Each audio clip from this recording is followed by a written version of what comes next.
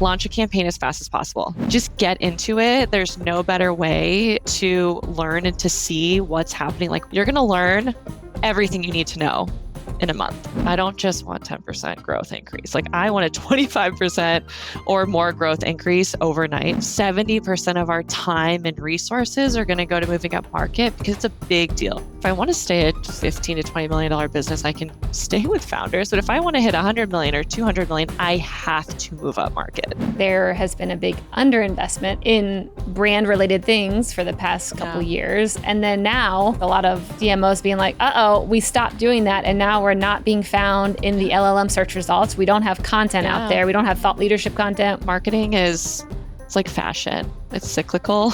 It goes around like a couple times every handful of years. And I think some companies do need to regroup and say, okay, was the brand we built 5 years ago, is it still going to work? What we're seeing now is content creator and influencer programs. It's like brand, it's the new brand, right? The new PR. And if you are micromanaging the attribution and the direct seat attribution, you're losing the whole purpose of influencer and content creator marketing. When thinking about moving up market and scaling quickly, I know you've been at a lot of companies where you've gone from a $20 million ARR company to 200 million. How do you think about building out playbooks for that level of scale? This seems so basic, but I'm not kidding, every company I've gone into can't do it, right?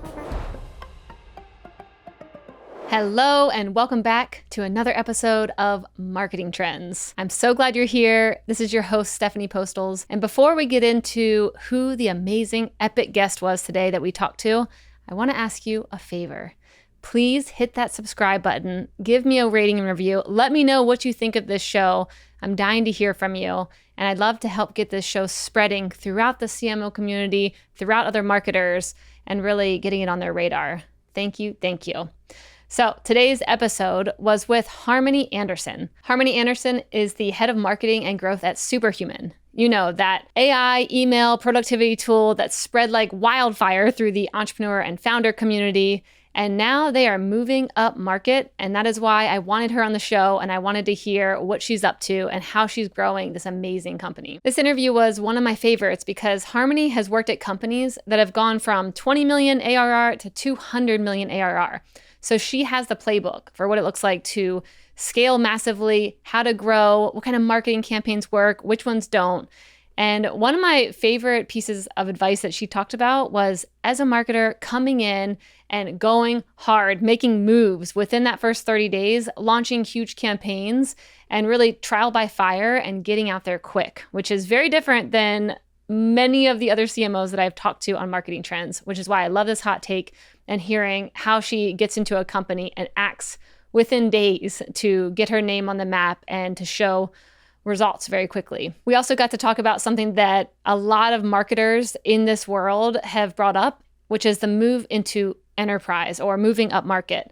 A lot of the brands who've come on the show so far are either startups or they're already enterprise, but then there's also the in-between of a lot of these smaller companies now looking to move up market. But what I haven't talked about yet is exactly how to do that. And so we talked about some of the companies who've done this well. We also name dropped a few companies who did not do this well and things to look out for when you have a very loyal group of customers that basically got you where you are. They built your company.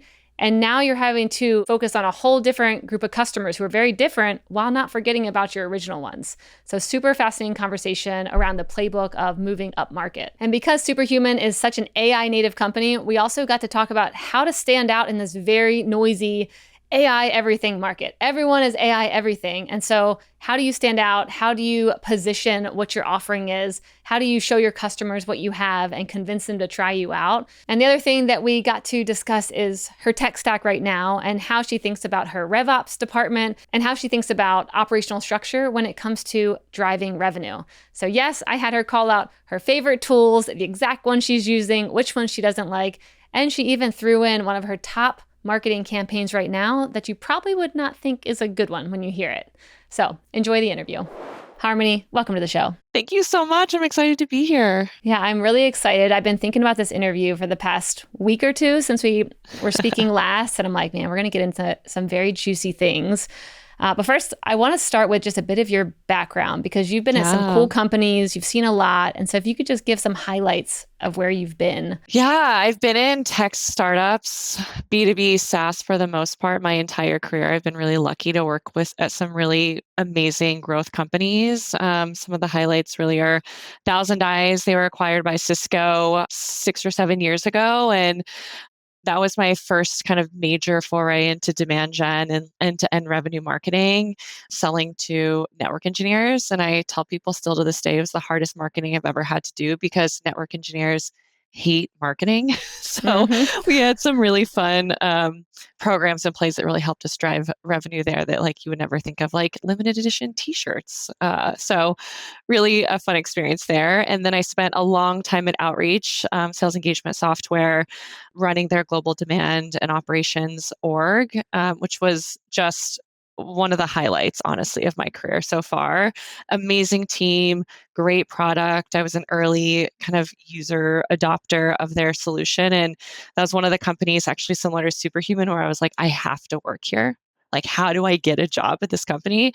And luckily, I knew a bunch of people that had worked there. And so I had a long stint there. And then a couple startups in between. And now I'm at Superhuman, which is AI native email and calendaring. So productivity, the suite of productivity tools. And I've been here for less than a year. We're a startup. So it's like 8 months going on 3 years. And it's been just an incredible ride. And I'm overseeing all of marketing and growth product here as well. So it's been a lot of fun. Amazing. So I'm sure you had many people trying to pull you their way, many companies trying to get you. What attracted you to Superhuman? Yeah, I was lucky enough last year to take some time off to really think about what I wanted to do and just like take my time and looking for the right fit and the right company. And so I had a bunch of things I was looking at. One of the big ones was I obviously want to be in on the front of AI, and which I think everyone does now for the most part, but really like AI native, focused, building models, really thinking deeply about the future of AI and where it's going. And I wanted to be at a company that was shaping that vision. And Superhuman had reached out to me, and I honestly like ignored them for a while. And I was like, email, I don't know. Like email's been around forever. Like, why is this interesting? And then over the course of a few months, I kept seeing it pop up. Like leaders I really respected, companies I really respected. It kept saying sent by Superhuman in the emails. So I was like, okay, maybe I should pay attention to this. And I also have a really bad relationship with email. Like I have forever. It's hard to keep up. I'm always disorganized. I mean, it went so far back as to I had an EA once who would literally check my email for me and tell me if I needed to respond. I'm not proud of it, but I Yeah, just could not keep up I with had it. that So too. I was like, right? Yeah, it's like it's kind of embarrassing. Yeah. But it's like, what am I missing? And so I was like, let me chat with them and use the product and give it a shot. And it solved so many of my problems so quickly. I was like, they're onto something. And I saw this vision of like coming in and really being able to help them scale their growth and the product really transforming the market. And it just worked out so well. Ultimately, and the team was incredible. And I just feel incredibly lucky, honestly, to be here growing marketing. So good. So something that caught my ear, I think I was listening to another podcast that you've done, and I've had a lot of CMOs come on this podcast, and many of them talk about, our first 90 days, you really got to listen and go slow. And then I was listening to you and you're like, no, move fast and break. Like launch the biggest campaign in your life as quick as you can. And so I actually wanted to start there of like what the early days at Superhuman look like for you, because it feels very different than at least what some other marketing leaders have said on this show before, which is why I love it. Oh my gosh. I mean, you start a new role and you're like, okay, I've got a ramp period. It's going to be a little slow the first 60 days. Like I can kind of just like breeze through, get to know people. And I did not have that. I mean, I actually signed my contract to join Superhuman on a Thursday. And then I flew on that Sunday to Arizona for an executive offsite to do planning for the next year, fiscal planning. And it was insane, an insane like onboarding. But one of the things I like to do just to learn about my team, learn about the processes, what's running, how people work together is launch a campaign as fast as possible. Like just get into it. There's no better way to learn and to see what's happening, like what works, who steps up, who has strengths in areas that you didn't expect, and do it as fast as possible. And you're going to learn everything you need to know in a month. Ultimately, you're going to know like, okay, I need to hire someone in ops or I don't, or, really good at writing or doing campaign strategy, but we're not really great at the content, or we have a really big gap in design, or it could be anything.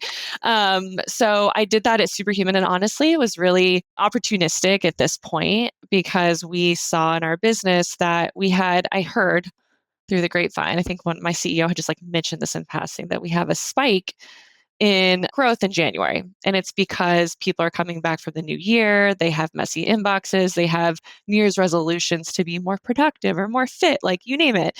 A lot of it though is about like bettering yourself or professionally, like bettering yourself as a leader. And it was just a one little comment. And I was like, oh, well, if we can see a little spike, how can we turn that into a big spike? And I started in November. So it's like, well, we literally like end of November. So I'm like, we actually only have 5 weeks to do this. Let's do it. And we saw incredible success. So highly recommend it. Had you done this at Outreach or other places? Is that where this mentality came from? Or was it more like your CEO saying, hey, do something quickly? Yeah, I have done it at previous startups. The first company I did it at was a company called Hotel Engine. It was the same sort of thing. They never really launched major campaigns. They had never done any sort of campaigns and product launches at one time. So I'm really big proponent of like the lightning strike philosophy around launching products and campaigns. So I did it there and it was also really successful. We saw a ton of growth. And I had a previous leader who used to do this, who I honestly learned this from. So like, let me try it now that I'm an executive. And it is just like absolute best way to learn. And when I was at Engine, it took us a couple of months to get it off the ground. Here it was like, we have a deadline, which is great. So we were all forced to push against the deadline, but it's just I try to tell as many, like, especially new marketing leaders, do this because one, you'll see success. You'll learn about your team. You have a quick win as a marketing leader. So you're not just, slowly getting through the year. So how do you prove what you're going to do or show it ahead of time to convince, let's just say, your CEO to let you do this? Because I think you have to have a certain kind of CEO who's like, yes, go hard. Like spend more money than I typically would spend to see if this will work. Like you definitely have to have a lot of trust, but how do you position it in a way where they're like, oh yeah, this definitely makes sense to go after many different angles in this campaign? I mean, I think the big thing is like, I always focus on the outcomes. Even if I'm 2 weeks in or I'm 2 years in, if you can point back to here's what I want to run and here's what I'm expecting it to drive. And the reason I'm doing this is because I want it to drive a step change in growth. I don't just want 10% growth increase. Like I want a 25% or more growth increase overnight, essentially. This is what it's going to require. And so I'm always trying to focus it, point it back to outcomes, and have that be the guiding principles to why we're making decisions and why we're spending the money, spending the resources, hiring new people. But it always has to be outcome centric. And then what about when it comes to this more dark funnel buying? I mean, even when you think about Superhuman, how that spread in the early days was just seeing it in someone's signature, something that's totally not attributable very easily, I would assume, unless they kept the little, maybe click here type of thing, which I would not probably keep that in my signature. So how do you show them, yes, here's what, is more predictable versus here's the gray area. Don't ask me exactly to measure it, but I know it's doing something, which to me is like the market we're heading into now more than ever. Oh my gosh. And it's such a big topic, right, for marketers and sellers or just go-to-market teams in general, where you got to track everything, every single active, every single program between sales and marketing, and not just sales and marketing, but marketing and the SDRs and the AEs and the CSMs. And it's like, it can become somewhat toxic if you're not careful. And I went really deep into our data outreach. I was there for so long and we were like really trying to increase efficiency. And we saw that marketing and sales 90+% of the time touch every single deal, no matter what. They're all influencing every single deal.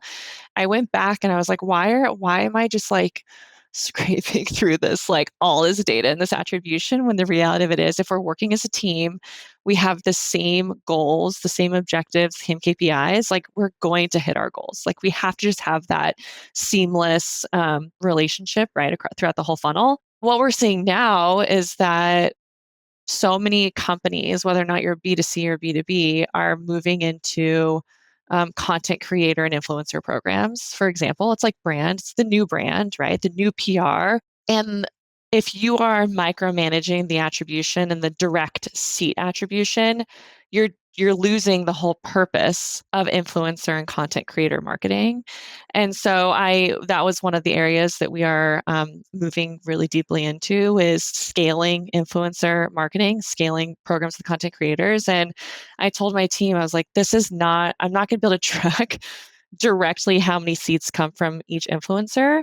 I'm going to be tracking how many impressions they get, how many times they're being shared, how many comments they have, are people liking them, are they not liking them? And the broader the reach we get, we're going to see our user count increase, and we're going to see them start hitting our market. But it's a scaled, more brand-centric play, which you just can't always directly attribute back to like sourced seat revenue. Yeah, which is why I think there has been a big underinvestment in brand related things for the past couple years. And then now what I've heard is a lot of, CMOs being like, we stopped doing that. And now we're not being found in the LLM search results. We don't have content out there. We don't have thought leadership content. We don't have UGC. We have nothing because we deprioritize brand and we focus so hard on attribution models to basically market to our internal marketing teams that we're doing a good job in like a very budget crunchy type of period. And so it's an interesting space to trying to pivot back. Yeah. Mm-hmm. Yeah. Mm-hmm. It's hard. It's harder to do that. Like you need to always be working on it and always be iterating and testing new narratives. And the fastest way to get those in market is through this broader scale brand and influencer type of marketing. And especially on the PR side too. I know that's come up a bunch. Of deeply believe in PR generally, but so much press and media is behind paywalls now. Yeah. And so I was at a really fun CMO event a couple of weeks ago, and every single CMO there was reallocating, and it's not even their budget, but they're taking their PR leaders and they're saying, stop briefing analysts, stop trying to get bylines, stop trying to do those big press releases, take that and put that effort into finding the best influencers, testing, building this pipeline of people and content creators to talk about your brand, because they're seeing the scale be one creator hits. It's more than what you would get ultimately with traditional press. So it changed my whole perspective, honestly, on brand and thought leadership marketing. Yep. Yeah. I mean, if you think about like the Forbes, the Business Insiders, the ones that, have the paywalls or the gated content and all that, if the world moves to where we think it's moving to, which is most people are going to be, using ChatGPT to search for things, taking those results. I mean, those results are coming from places that are not paywalled, places that are not gated. It is going to be coming from YouTube and YouTube Shorts and Reddit and Quora and all these other places. And so figuring out how to have your brand showing up in those places in a non-corporate way is, something I feel like I'm saying all the time. So. And honestly, I'm saying it all the time. I'm trying to get my team on board, and we're moving in that direction, but it's changing so fast that it is hard to keep up. And we're not doing it exceptionally well now. Like we're barely scratching the surface on all of this, but I'm trying to dig into, SEO and like making sure that we're building our content strategies to be LLM friendly, with like boxes, like very clearly answering questions. And it changes so quickly. And I'm honestly trying to pull in as many partners, contractors, consultants as possible who are experts or becoming experts to help me do it right, versus having my teams just like trying to learn it on their own. I think that's smart, especially with how everything is moving so quickly. Trying to be like, okay, now go figure out a new world of SEO in LLMs that no one knows really right now. Everyone's just trying to figure it out, make up methodologies and like, who knows? But finding people who are like that, they're only focused on that is probably, great. It's incredible. It's incredible how fast the market is moving right now. So when it comes to this fast moving market, how do you think about positioning an AI first, AI native company, knowing that every company now is AI something, and it's hard to know who has what, whose products like 1% better. Do you even need to say the word AI anymore? I mean, to me, is it kind of like crypto where you're like, you don't need to say it's like powered by Bitcoin. Maybe it's just like, that's behind the scenes, blockchain's behind the scenes. It's just doing a good job doing the thing. Like, how do you think about this AI market and standing out and how to position yourself? I mean, that is changing so much too. I was talking to one of my kind of mentors the other day, and we're like, it's going to become like software. Like, it just is. Like, we're not talking about the cloud all the time. Like, who talks about the cloud anymore? Nobody, because the cloud is the cloud. I don't think we're there yet. But I think we're going to get there really quickly. My philosophy is like within the next 12 to 18 months, as more people begin having a better understanding of AI, it's going to start shifting out, and then it's just going to become mainstream. But I think the main point of this is that everyone knows they need AI, but they don't necessarily know what it is, where to start, what the vision is, what's the art of the possible with AI. And so as marketers and as, leaders of these AI companies, like, we have to be their guides. And we have to very clearly articulate, this is what our product does. Here's how it is AI, or how AI is fueling it, powering it. And then we have to walk them through it, right? It's a brand new category. We're in this huge tech revolution, and we're in the beginning stages. How we're doing that at Superhuman, and have done it at a couple other companies that are AI focused, is being really clear on using data and being really clear on the outcomes your solution is still driving.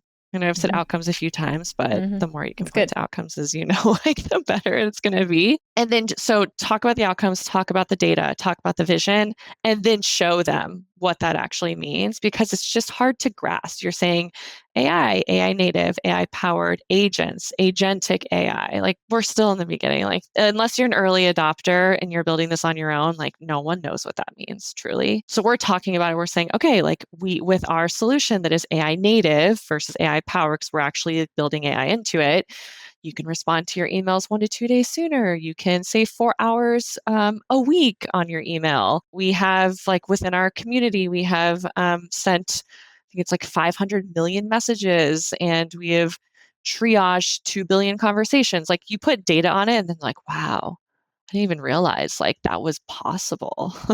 I mean, I went through the same thing as a consumer. And then we're creating those demos of saying, let me show you what it looks like in your workflow. Like, let me make this simple for you as a buyer. Yeah. Okay. So when you say the outcomes like that, of you save this many hours, we are learning from this many emails, that definitely convinces me. And I'm thinking, for most consumers, I'm just like, as long as you give me a good outcome, I really don't care what tech you're probably using to make it great. If you have 1,000 VAs behind the scene and somehow my inbox is great, awesome. But if you have AI too, cool. Like, as long as it's like making my life better. And I think that's a helpful reminder, looking at all these companies right now who are, shoving all the AI terminology, like so much of it, oh my gosh, without even saying like, our product solves this problem for you. Like, you're still a consumer and this is what it does for your life or for your company, instead of keyword stuffing all the AI terminologies. And you have to listen to your customers. And that's the great thing Superhuman did early on, was our CEO built for founders. He was a founder. He built for founders. All he did was listen, built for himself. Then it ended up kind of becoming a really great product. But we listened so much, and we said, email is painful. It is. Like, you have too much of it. You can't triage fast enough. You're not responding fast enough. You're missing emails. So let's build a solution for that first. Then, now that we have AI, you don't have to triage your email. You don't even have to write your email if you don't want to. You just log in. Everything's organized. Everything's triaged. Your emails are auto drafted for you, and you just edit and send. And I mean, we say we save 4 hours per person per week, but I know for a fact I am saving more than 4 hours because it's doing it for me. So I think going back to, where do you fit within, where are productivity suites? Like, where do you fit within someone's day-to-day or their hourly workflows? And quantitatively, what does that mean for them? And just really pulling them along that journey. So you all are at an interesting point right now where, like you just said, this company was built for founders by a founder. Yeah. And that was who your initial customers were. And still a lot of your Yeah. customers are entrepreneurs, Yeah. founders, people with small companies. And now, like many other companies that I talk to, you guys are moving up market, showing that, enterprises can use you as well. And I would love to talk about this because this has been a theme when I can think of at least 6 CMOs at these different companies that also started in a similar place and then had to pivot or reposition themselves to then be attractive to enterprise buyers. Yeah. And so I'd love to hear about this journey and how you're navigating it. It's every single company I've started, every single company I've worked at is doing the same thing. Yeah. You're starting with SMBs or founders because those are your people. They're early adopters. They have high intent anytime they're starting to use new software. But then you hit a point where you're like, okay, sure, if I want to stay at $15 to $20 million business, I can stay with founders. But if I want to hit 100 million or 200 million, I have to move up market. It's not sustainable to just be building for founders. It's a really interesting shift. And I am a revenue marketer through and through. So typically, honestly, up until Superhuman, I am just going to look at where the revenue could come from. And I'm going to say, we're just focused on this. Like outcome driven, again, revenue driven. If we're going to get to 100 million, where is that money going to come from and sit? And it's usually not from the SME. It's usually not from founders. And so with the caveat that founders and builders and startups, they might not drive you a large portion of your revenue or your net revenue or profit, but they have so much influence outside of that. They usually have a lot of clout in the market. They are evangelists. Usually typically have a lot of followers on social media. They are influencers in and of themselves as founders. They're part of founder communities. A lot of them will go through accelerators that have massive networks of people. And so we were thinking about earlier this year of, okay, we need to move up market and build our product for them, but we can't lose sight of the community that got us here. And so how I look at that is I even have in our planning documentation, we have, okay, 70% of our time and resources are going to go to moving up market because it's a big deal, right? It takes a lot of effort. And if you're not focused that much on it, it's not going to happen. You're not going to be able to do it successful. But we're still dedicating time and resources to fostering the relationships within this community and ensuring that we're not leaving them behind because they will help us grow ultimately. They're just not going to show up as a major revenue line in your P&L. Yeah. But it's like what you mentioned earlier. There's a lot happening that you can't tie back to. Yes, it's this community that's helping drive it. And you know that they also are the ones that got you here and can help with momentum as you move forward. Exactly. And so I honestly was like, no, I was like, absolutely not. I'm not focused on this in January.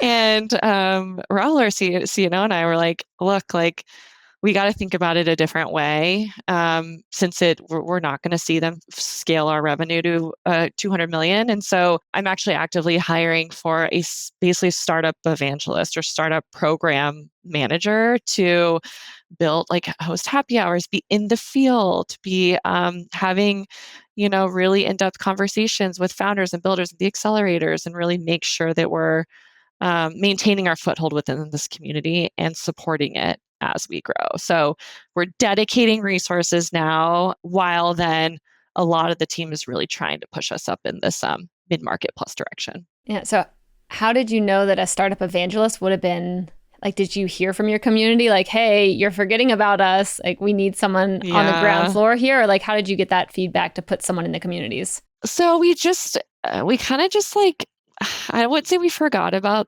the startups. We weren't proactively communicating with them as much. And we did see that we had a competitor that started taking over some of the accelerators that we originally were 100% influenced in.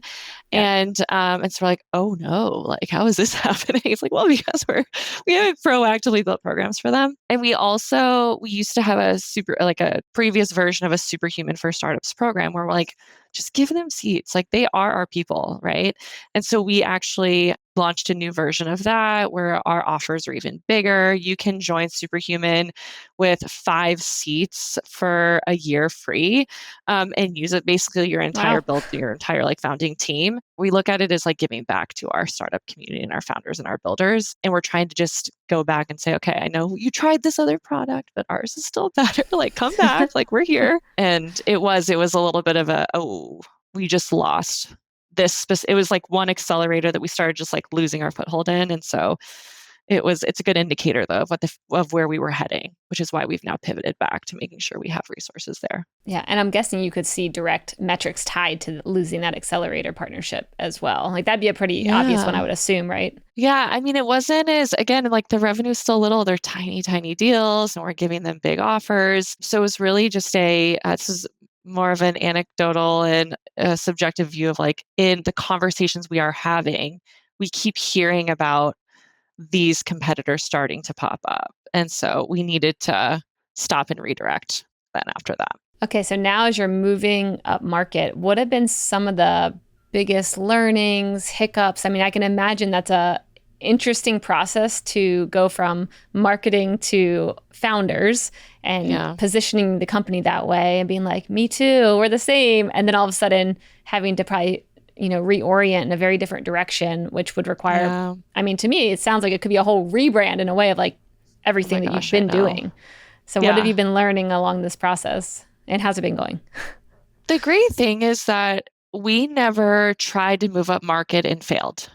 Like we're in the beginning stages of this. And so, and we have a really solid brand already. Like we have a wall of love on our website. If you just are even ever on LinkedIn or following Superhuman, it's just like people just talk about us without having us ask them to, which is great. Like we just have so much customer love. And to us, it's like, we don't need to rebrand. Our brand is fantastic. We just need to leverage what we have and do it right as we're moving up market and really building for this new audience. And so it kind of goes back to the values, the outcome that our product is driving. Like you can be a founder of a 5-person company and you can also be an executive at a 5,000-person company and the value is still the same. And so what we now have done is we're leading with our product value. We're really leaning heavily into, of course, the outcomes we're driving for you, what it means for you in your workflow. And then we're adding the enterprise credibility on top of it. So you're increasing your speed, you're increasing your focus. It's a delightful product. Like we know you hate Gmail and Outlook, so like use ours. And then the signals on top of that for enterprise, we also have SAML and SCIM. We have really great implementation if you want it. We have security and admin controls. So we add that on top for the actual buyer themselves. But we're leading with, you're going to see this value as a user. And if your whole team is on it, you're going to compound that value the more people you have using it. And so we did have to add personas, of course. Like we now have business transformation leaders, AI leaders, biz ops. Like there's just more people that now we have to build narratives for, but it's still rooted in the same product value and the same brand narrative. Yeah, I was just reading a piece around how you should be writing those narratives for example, for a product like this, how your CIO is going to read your, security for this product. Here, you can give them this one pager so they know exactly how secure this is. And here's all the questions they're going to get, or what questions your CEO is going to ask. Well, here's how much it's going to save on headcount and time and whatever. And like just having these documents ready for the whole network of buyers that will be waiting as you move into these enterprise deals. Yeah, you're just expanding. Like, and I think some companies do need to regroup and say, okay, was the brand we built 5 years ago, is it still going to work? Hopefully, if you went through that process correctly, like, yes, because you want brand to keep going. It's such a marathon, right? To build that affinity. And that is what the Superhuman team did, which is great. Like it's worked well for us. Like I feel very lucky to come in and not have to do a rebrand and like not have to focus on that. Like there's so much momentum. And so then it's taking that into your point. It's making sure you're saying the right things, you're building the right material to help have those conversations and move those deals through. It's not easy. It takes a lot of time, right? Mm-hmm. Like I restructured my product marketing team. So now I have a product marketer who is only dedicated on moving up market and landing managed deals with sales. Like that's all he does. And he's really, really great at it. But, we just did that 3 or 4 months ago. We just kind of pivoted our teams to be organized that way. I could imagine maybe it's slightly easier for you all because you haven't been around like a really, really long time. Whereas I'm thinking about other companies, even one like maybe Canva, for example, they've been around My a gosh. while and they were really so branded as, just the startup's friend. And now them trying to move to enterprise, I feel like they probably could have a harder time because they just were so well known as one thing and just, like, oh, we're just like a basic tool for basic design, and now they're like, no, we can do everything that Adobe can do. Maybe like you should use us too, enterprises. But I'm like, it might be easier because you weren't branded for like a decade in the market as, one thing for one group of people. Well, it's so fun. I actually, we had our first ever like go-to-market offsite in February where it was just sales marketing CS, we did a bunch of training. It was like vision setting. And I had this whole presentation on examples of companies who have started as B2C or self-serve kind of individual products and have moved into the enterprise. And Canva was an example I used. So it's like I had 4 slides and Canva was like, here's where they started this year. And then it went to this year. And then here's how their messaging and narrative changed along the way. And like Canva started as, a design tool where you built like ads, or just for anything, but like ads or flyers or whatever. And now they call themselves like the visual design tool or visual design for everyone. And there's all these different use cases and they've built their team's work, their team's workflows and org structures and things like that from their product. And I was trying to paint that picture for our team of and I had like, a timeline. I was like, we're like early on, we're here. Canva did this really quickly, right? Like not a lot of companies can make that pivot as fast as they did, but that's where we're going. We're trying to become not just an email tool, but an AI native productivity suite that is email, it's calendaring, it's task management, it's, you name it, like that's on our roadmap ultimately to build. And that requires a lot from everyone in an organization to really get there, but it's fun. It's really fun to do. I mean, that's such a different mentality to how you just explained it, because one goes like maybe the original use case of Superhuman was this is your end destination. Like this email solution is your end destination. And now you're saying that's just the starting point. Like we're going over here with all the other things and how to open up the portfolio of like offerings and showing people like this is just the starting point is the email productivity solution. And now look at all these other things. Yeah. And I think my vision really for not just Superhuman, but productivity in general is if you use email, you can see value out of Superhuman. If you have a lot of email, you can see even more value. But what if you could log in to this one instance of Superhuman, for example, and AI has now read your emails, it has read your calendar, and it's read your chat across personal and professional. And then it says, hey, today, here are your top 5 things. And here's what you need to do and what you really need to focus on in order to like be a successful leader or operator. And I look at that, I'm like, that would change my life. Like I'm using Superhuman both personally and professionally, but I have two different, login instances of it. So how do we like really combine that of like you're a productive person versus you're just a productive professional? And I just think it could completely change the way I want that as a human. I want that. I'm looking at that for all of my tools right now. When we have our ChatGPT enterprise account, and then I've got my personal Stephanie Postals one, and I'm like, just put them together. Please talk. Yeah, and I want to be able to share all of these with my team. I don't want to have to only do it in the enterprise. Like but it's interesting because that's how the world was for a long time. It's like keep it so separate, and you don't want people seeing your dinner recipe accidentally in ChatGPT on your work account. Like, so I think it's interesting how now people are like, no, just make my life easier and just merge things. Give me time. Yeah, it's totally it's a mindset shift. It's a habit change, and we talk about it a lot. Like a lot of some of the features that get requested of us is unified inbox, so I can unify my personal and professional. And there's a lot of schools of thought there where it's like, but that makes you less productive. Like, how do you because you're thinking about things differently. I'm like, yes, but the reality of it is like sometimes my kids' school reports are more important than this business meeting. I know, crazy, but like I might have to do that first or respond to that email first versus this one. It's also a very personal decision. And so I'm all about like build the flexibility for how people prefer to run their lives. And then like we shouldn't tell that to them themselves, but we should let people build it. Yeah. Yeah. You can just have a mom filter and every mom would be like, yeah, Exactly. merge it. I want it all in one Please. spot. Oh Yeah. my gosh, it'd be Same. amazing. Yeah. Yep. I'm thinking back now to the slide you were talking about companies moving up market. What other companies, if you're okay sharing, were you looking at? What things did you learn? Yeah. What were maybe pitfalls that you're like, look, this one did it wrong, and things that you're avoiding? I would love to kind of get into that session that you did and learn from Yeah, it. it was really fun. I had Google as one, which it was my first one. So I was like, okay, it's hard to compare yourself to Google. Like you shouldn't. Like I don't want to like set us up for failure here, but they did something very similar. It was like they started with individual products. Obviously, they were search. If we go way back, they're a search tool. I started with like Gmail to G Suite. And they built that out over time. And the reason I use that as an example too is because we're email, but we don't need to just be email. I mean, we're not just email, but for the most part, like there's a long tail there.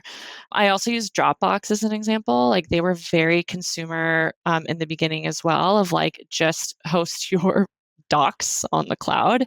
And then they moved to being fully enterprise as well. And then I had one other, but I mean, the main thing was we don't need to reinvent the wheel because there are a lot of companies out here who have done this really successfully. And so let's learn from them, take what they've done, what they've been successful at doing, and then apply it to where we're going. I'm not going to name names necessarily, but we also looked at a couple companies that were this product moved too fast to the enterprise. And actually, I will name a name because I love this as a marketing team and you guys are you will probably resonate with us.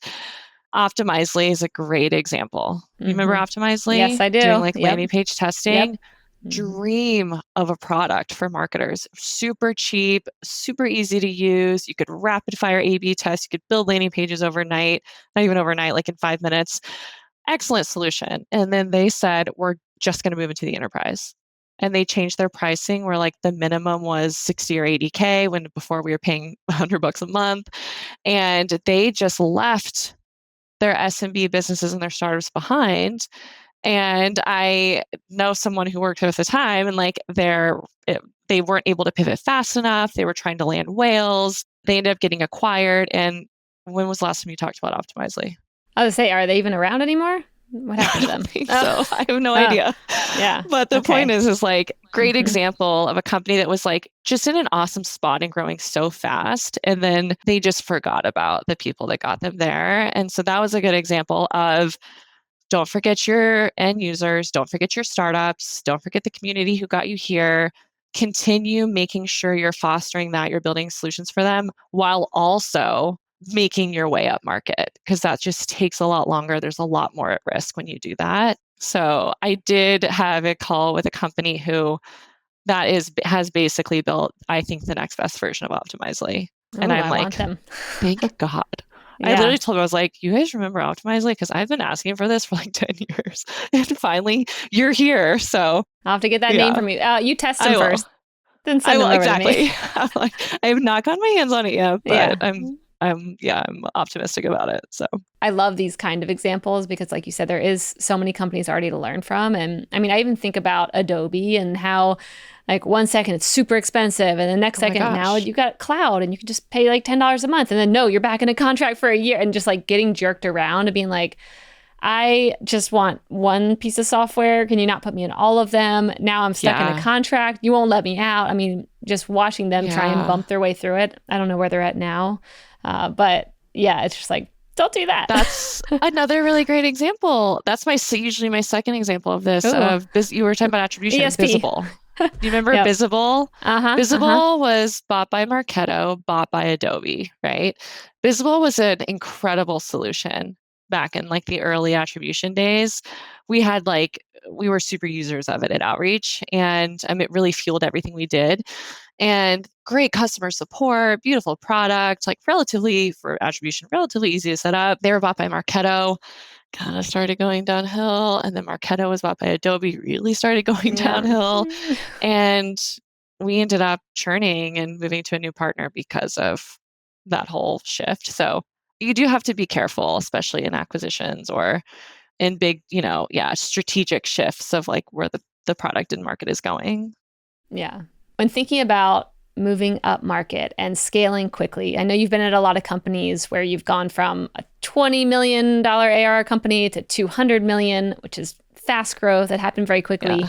How do you think about building out playbooks for that level of scale? Yeah, so it's a really great question. And this is why I love this phase of growth. It's so exciting and things are changing so fast. And one of the biggest areas that I think businesses don't invest in early enough is revenue operations and marketing operations. So, really thinking about what is the infrastructure that you need to build to get you from 20, 25 million to 200 million. It looks so different.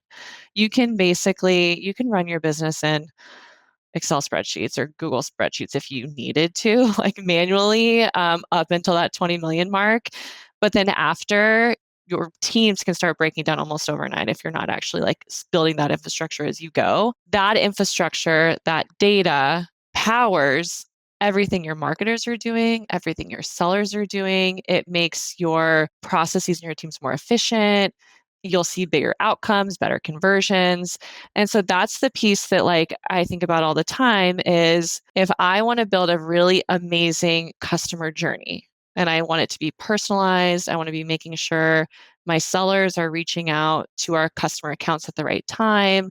I am prompting this specific activity in our product based on their other actions that week. Like that is all driven through operations and that's all driven through data and infrastructure. And so when I've joined companies at 25, 20, 25 million, the first thing I'm doing is hiring a really strong operations team to make sure that we're building for the people on the front lines, for our marketing program managers, for our sellers, for our SDRs to ensure that they can be successful in getting us to 200 million. I mean, we could take that in so many different directions, but it's just so critical. I mean, my first question is like, when you bring someone in this role, is there typically a playbook that you're kind of also watching over them or that you're watching many of them roll out where it's like, we need this, and this to make sure that we're able to scale to 50 to 100? Like, is it pretty typical things that they're doing that you think are so crucial for that period? Yeah. I mean, if we're thinking about, so if like this seems so basic, but I'm not kidding, every company I've gone into can't do it, right? Is my Salesforce or CRM instance talking to my marketing technology? Is it talking to my sales technology, whether it's Outreach or it's SalesLoft or it's Gong or I don't know, Nooks, any of them? Is it talking to them? Is product integrated into those systems? Do we know how many touch points each customer has gotten by a seller or a marketer? And every single company I've joined, it is either impossible or nearly impossible to get that visibility into that data. And so my question always is, okay, then how do we run plays and scale programs and ensure that we're not making our customers mad because we're emailing them 80 times in a day? And so that's the biggest thing is one is your tech stack. 2, is it integrated appropriately? And are they all communicating? And then 3, do we have what we need to take it from I'm running 3 playbooks to I'm running 20 segmented playbooks against all these new buyers, these new markets, these new industries. As you move up market, it gets bigger. There's different narratives, there's different positioning.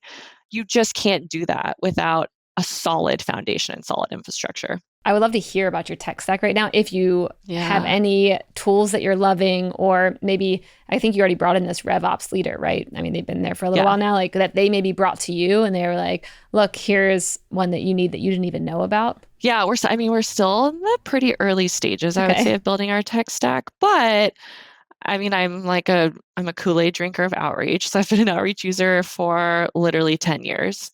Or longer now. So anyway, the sales engagement though is like so critical. But there are some new ones that have come up more recently. Nooks is it's kind of a sales SDR AE product that is just like skyrocketing in terms of usage and like their business. We're specifically using them for dialing and like running plays. We use a company called Pocus for segmenting our user database and running like real-time plays through Pocus for both marketing, CS, and sales. And then we just implemented Qualified AI SDR. That's literally 3 weeks. We're 3 weeks in. All right.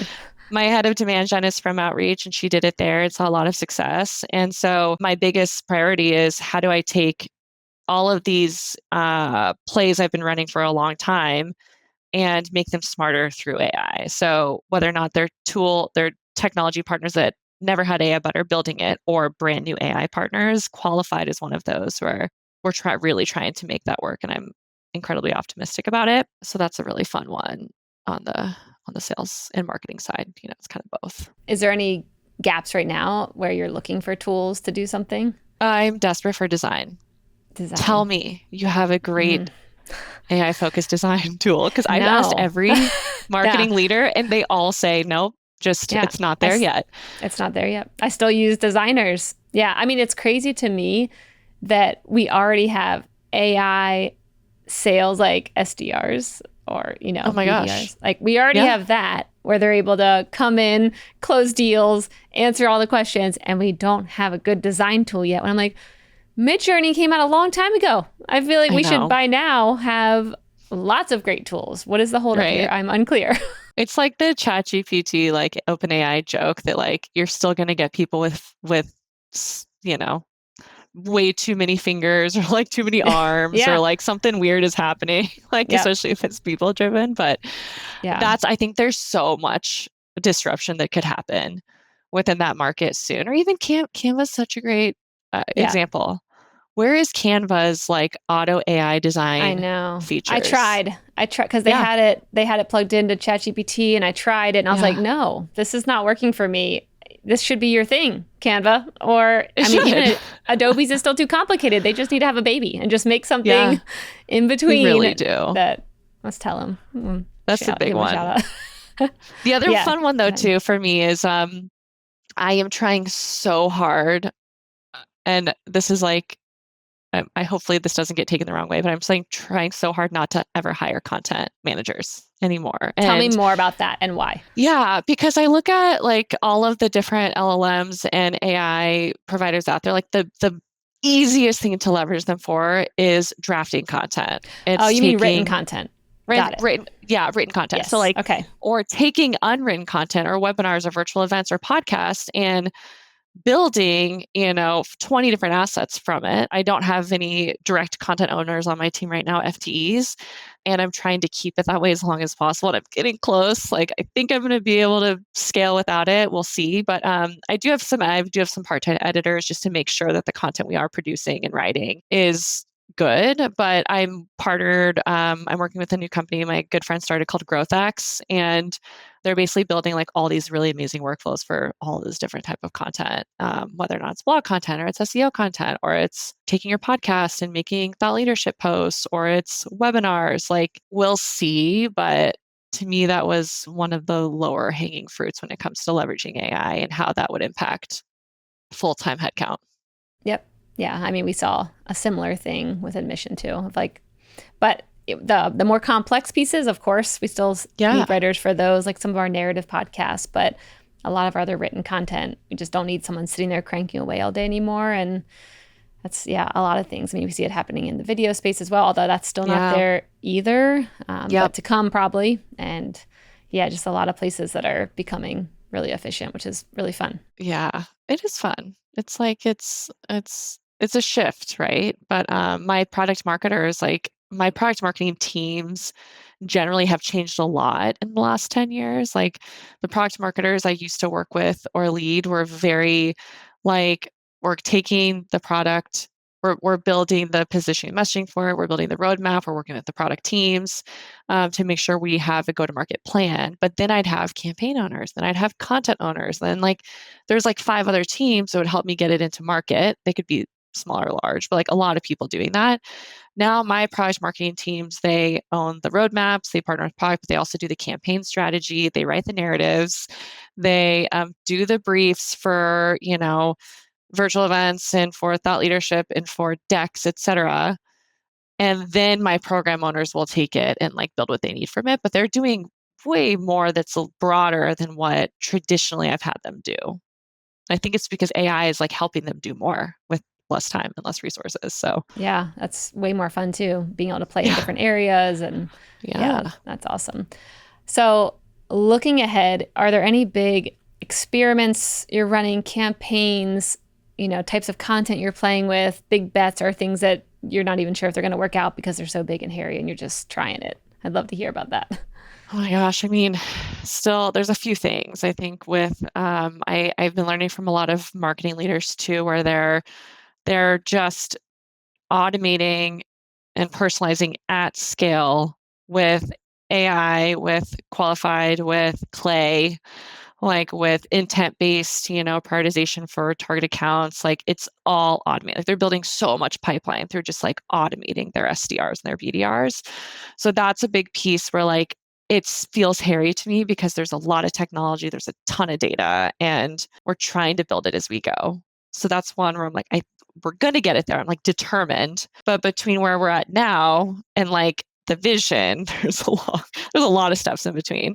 And so much of it is infrastructure, like we've talked about. We're also, I mentioned earlier, we're like leaning really heavily into UGC content creator type of plays and programs. And I've been getting a lot of great feedback too. And I've seen this firsthand that like a lot of the influencer tech out there is just not quite hitting the mark. Oh, yeah. And so I've been, so what we're doing, and I got some feedback on that. So like, just don't go with any partners to do this. Like you just need to have someone on your team building this pipeline of influencers and creators. And so now we're a couple months into that and it's finally starting to hit, but I want to see if I can actually get their content to drive us this business that I deeply believe in, but will take a couple months for sure to do and like really get moving. And then the biggest surprise to me from a Superhuman side is like marketing it's like fashion. It's cyclical. It goes around like a couple times every handful of years. One of the things with that is virtual events. Like during COVID, we obviously went from like in-person to virtual only. Everyone was running virtual events. We got super excited the first 6 months and we all got tired of them. I kind of like started dying. And so then we started going back into person post-COVID or in this like post-COVID world, which we love. So I'm actually starting to like, I'm going to start ramping events again now this year for Superhuman. But we launched our first big virtual event in January with this campaign I was talking about earlier in the segment. And we're driving thousands of registrations. Like the average is 2,000 to 4,000 registrations. Wait, from what? Tell me more about this. What is for this? a webinar? I'm not kidding. For like webinar. God, for tell like me literally more. virtual events and webinars. It's like there's no chance. Like it used to be so hard for me to drive demand for webinars. But like if I got 200, 300 reg, I'd be happy. And the very first one we did, granted, it was with this like very seasonal, amazing campaign. But it was like, learn how AI, like you can be more productive in the new year with AI. And we drove thousands of registrations, thousands of attendees. And better yet, we had a ton of customers on there and they were giving us real-time feedback. Like during this webinar, they were like, I love this product. I can't believe what you're building. Like I have just screenshots and screenshots of like customer feedback, both positive and constructive. And so not only did it help fuel our roadmap, but it drove demand. It drove reasons for our CS and sales teams to reach out to them. It drove sales managed pipeline. It drove thought leadership. And so we're now doing one a month. We're putting more of our, time. We don't want to do 1 million because I don't want to like burn out my audience. But we just did one. I think it was our biggest one this week. We had a few companies, Amplitude and Speechify, Linear, join as like AI thought leaders. We had, I think, over 4,000 reg and 1,000 attendees, and like they're just still going. So now we've done like 6 of them, and wow, I'm gonna go as long as webinars possible. Coming back. Who knew? Yeah, Seriously, who knew? That's interesting. How do you come up with? I mean, for these webinars, I have so many questions. Like, how do you come up with a topic that people care about? Like, how do you think about, or how do you even research enough to be like, yes, this will draw in 4,000 people to register, and then, like, how do you make sure it's good and not a corporate webinar? Because I've been on some where I'm like, no. I'm not here just to learn about how, some of Clay's webinars. I'm just like, alrighty, it's just all you all day. This is not any but thought leadership. And I get it. That's probably what it was for. But like, how do you do the research, execute a good one? And then what ROI have you been seeing for some of these? I think that's the value in AI. It's so new. people don't really understand it yet. And so if you position it of like, let's talk about what the visionaries of AI are doing day to day. What are they using? It's like this podcast. Like, what are they using? What do they want to use? What's not out there? How are they seeing success? Is everyone wants to learn that. And there's no shortage of topics. Like, honestly, we don't spend that much time doing topics. We're just like, hey, I think we should probably do an AI webinar. And like, what would make it interesting? Who can we get on? But I think it's because there's literally so much out there. What is AI native? What do you mean you can use it in email? And so we're really going back to, okay, there's no shortage of topics. How do we do it broad enough though that like you could really learn from it? And the content itself is very much, we try to get it as tactical as possible. So some of them are a little bit more product centric. We're showing you how you will save 4 hours. Like, let's put it on your screen, make it easy, so then you can literally go do it the minute we're off. Or Insert X company is like, here's one of their big wins that they have done with AI. Like, hear about it during this event. So there's just no shortage of thought leadership and content. People want to see it because they don't get it. The mainstream just does not get it. Yep. And then how are you advertising to get people there? Are you on LinkedIn? Or what are you doing to get awareness around this webinar to get those signups? Yeah, we do LinkedIn, we do email, of course. Like, we have a pretty heavy database, of course, of a pretty large database of like super users of our brand and our product. We'll get our evangelists to share it. We'll share it. The more people you can get onto that are your, of course, existing customers who also have great audiences. Like, I'm a huge proponent, especially in startup marketing, to partner with as many people as possible, build your community that way. It's cheap, if not free. And you're basically capitalizing on someone else's community and their brand. And so we're trying to do that. I've done that also at every single startup, and we're trying to do that as much as possible here too. Okay, so you're just blasting it out to your partners' community and saying, hey, we've got this webinar. Please be on it. Please share it. And maybe incentivizing them sometimes. It's a cool topic. Yeah. Okay. And we'll give people really great offers after too. Like, hey, join our, like, if you're on it, here's your 3 months free or whatever it could be. And it's fun. I'm still shocked. Trust me. Like, every month I'm like, I told my executive team in January, I was like, don't get used to this because I'm not going to be able to keep this up. Yeah. And then we keep having really great ones. And I keep saying, still don't get used to it. Yeah. It's still probably going to go back down, but I do it as long as I can. Yeah. Hot tips by Harmony, old school tactics, working strong. I like it. Direct mail. Come on. People love direct mail these days too. They do actually. Yeah. I know. That's a good one. As long as you do it well, it's a good one. Yeah.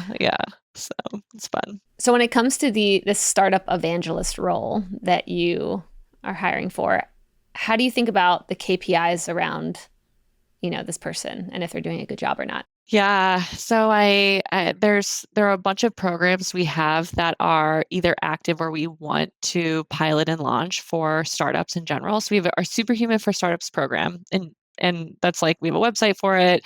You can sign up. There's a workflow.